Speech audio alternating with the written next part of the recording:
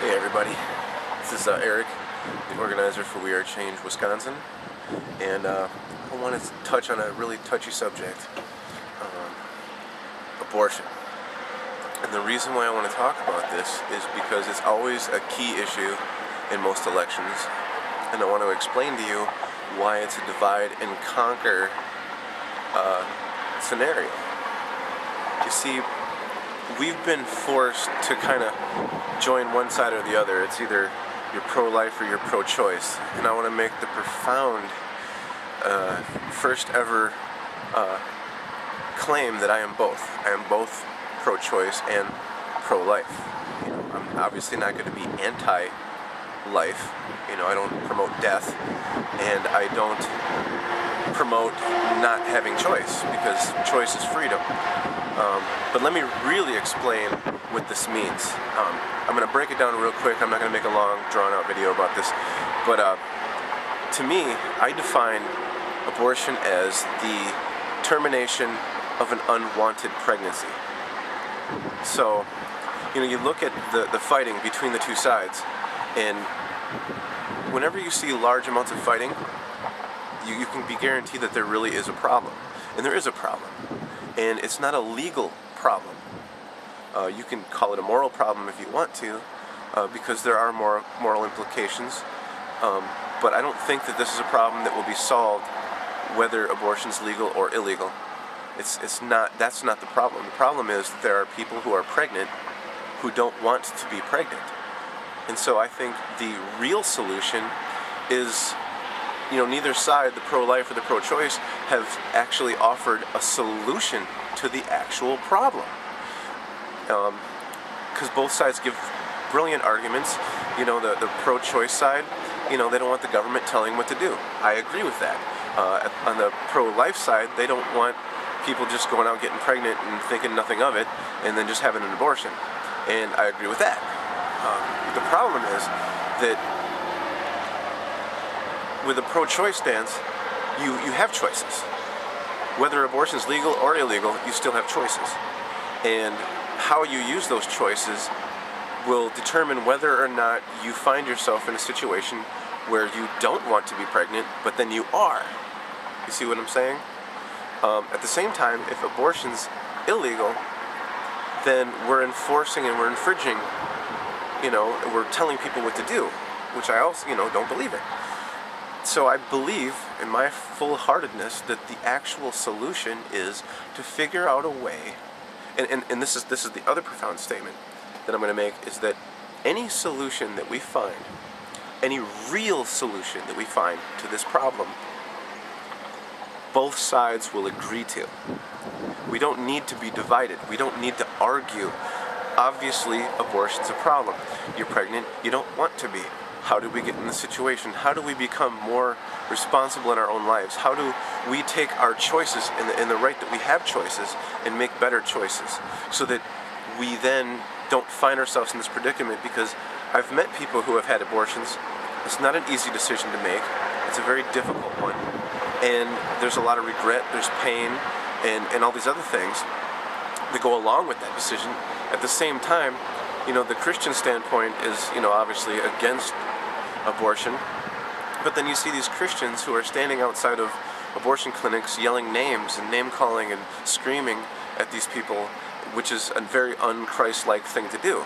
So I don't really agree fully with both sides, but I do agree with both sides. I understand the points, but we're not addressing the problem. Nobody's addressing the problem, so it'll never go away. Whether it's legal or illegal isn't the issue. The issue is that we need a leader, a real leader who can think outside of the box and who can explain to people that you do have choices, and that, you know, so that we don't find ourselves in that position. Okay? So if you don't want to be pregnant, you're not pregnant. That's the goal at this point.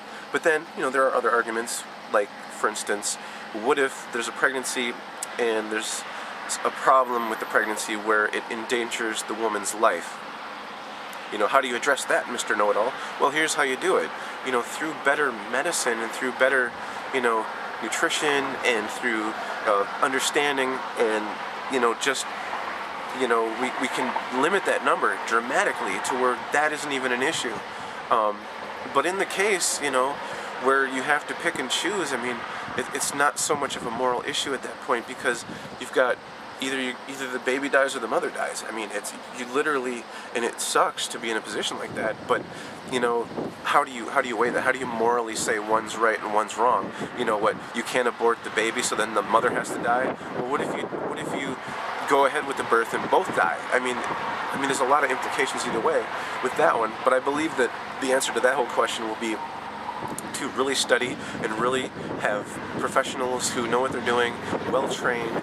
We do we have all of that so that we can limit that number. I know we'll never, we may never fully answer that whole question, but that is the answer to me, because nothing is ever going to be perfect. There's always going to be a flaw somewhere, but let's at least strive for the perfection. Let's at least try to say, okay, we don't want mothers to be in a position where their life's in danger, where they have to choose between them and the baby. It's just a horrible thing to even think about. So I think that is the problem. We need to figure out how to not get women in that position. Another good argument for the whole pro-choice movement is the fact that, what if a woman's raped? Is she supposed to give birth to this baby? And have to look at it every day and be reminded of that rape? I mean, that's just a horrible thing to put someone through. So yeah, there's a moral implication, but I think as a society, our job is not to tell people what to do so much as tell people what not to do. In the sense that with proper awareness and proper education and better means of determining, who might have, sexual issues that might lead to them being a rapist. We should battle rape, period.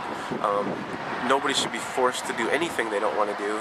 And, to me, that's, we should really focus on the whole, campaign of not having rape. And do I have all the answers? No. I think this is something that we all must work on. And people should get together and we should talk about these issues outside of the whole either you're this or you're that. There's gray areas, and there's things that we need to really discuss as people and figure out the real solution, not just arguing with each other, because we've proven that time and time again, every election, you won't vote for somebody because they're pro-choice or they're pro-life, and that's just, it's not a president's job, it's not an elected official's job to fix those things. It's our job. We're taking our responsibilities and we're pawning them off on someone else, and the people who really fund these elections, the Wall Street bankers and the international corporations, they know that. That's why these are always the issues. You'll notice that there's always talking points that have nothing to do with Wall Street. Pepsi stock is not going to go up or down if gay marriage is legalized or illegalized. McDonald's stock is not going to go up or down if we choose to be pro-choice or pro-life. See, the problem is that we're waiting for other people to make the change that we want to see in the world, and we're not taking ourselves and our personally, talking to our neighbors and our relatives and our friends and our families and figuring out how to come to a real solution. We're waiting for some, holier-than-thou elected official or a political leader or a religious icon or some kind of sports hero or somebody else to come along and make the world a better place, and that's just not realistic. Every single one of us have to get together and figure out what we can agree upon, and then how do we find real solutions to these problems. So, I don't consider myself a Republican or a Democrat. I'm not liberal, I'm not conservative. However, I am conservative about some things and I am liberal about other things. But I'm not one or the other. It's not this or that. It's not black or white. There's a lot of gray areas and a lot of issues. But I wanted to use abortion specifically because it's been used time and time again to divide and conquer us. And we don't need to be divided as a nation right now. Right now, we're in a time of crisis with the economy the way it is, with these wars, with the status of, we're on the verge of collapse, and we're going to argue over abortion when it's been, like I said, it's been proven time and time again that neither the pro-choice nor the pro-life groups have an actual answer. It's just a means of fighting with each other. In a perfect world, to me, no woman who ever does not want to be pregnant would become pregnant.